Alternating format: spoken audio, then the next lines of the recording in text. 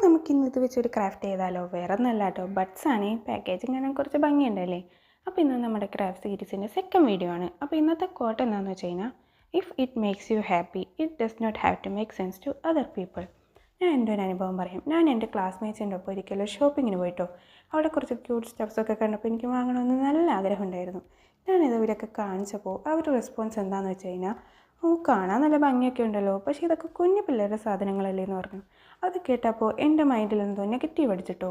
ഞാൻ പെട്ടെന്ന് അവരെന്ത് ചിന്തിക്കുമെന്ന് വിചാരിച്ചിട്ട് അതൊന്നും വാങ്ങാതെ ഞാൻ വീട്ടിലേക്ക് പോയിട്ടോ. പക്ഷേ വീട്ടിലെത്തിക്കഴിഞ്ഞപ്പോൾ എനിക്ക് അത് ഓർത്തിട്ട് ഭയങ്കര റിഗ്രറ്റ് അടിച്ചു. അപ്പോൾ ഞാൻ പറഞ്ഞു വന്നത് എന്താണെന്ന് വെച്ച് കഴിഞ്ഞാൽ, നമ്മുടെ ഇഷ്ടങ്ങളും മറ്റുള്ളവരുടെ ഇഷ്ടങ്ങളും ഒരുപാട് വ്യത്യാസം ഉണ്ടാകും.